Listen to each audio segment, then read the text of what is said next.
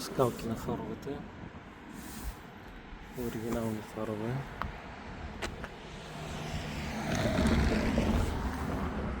Много изпънат автомобил без никакви външни забележки. Оригинално челно стъкло. Номерна рама.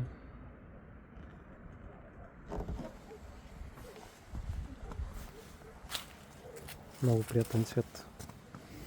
Хубави зимни гуми. Мултиволан.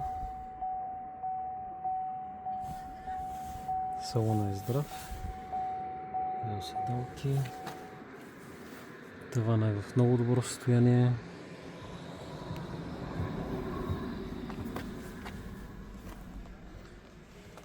Автопилот, мултиволан, кожено и волана в много добро състояние. На ход е пристигнал от Германия. Автомата включва перфектно.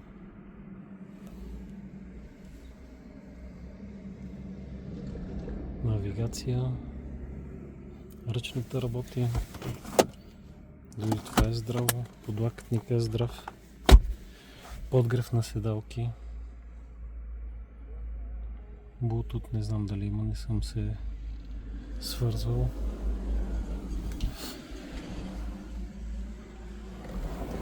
Най-важното за този автомобил е, че гумичката на помпата е сменена с оригинална, което е един основен консуматив, който не се направи.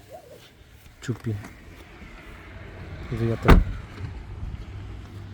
Няма никакви външни забележки. Парктроник оригинален.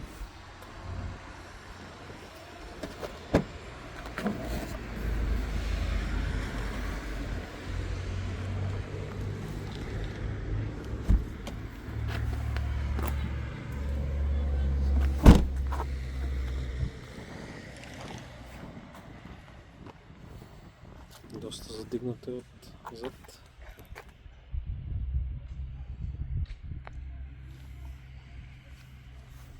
Може би са нови пружините и ресорите. Отзад също е здрав салона.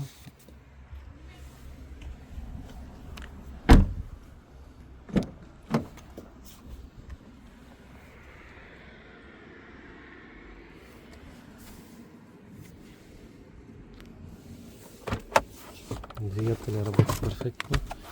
Някакви сервизни документи. Диск може би за навигацията.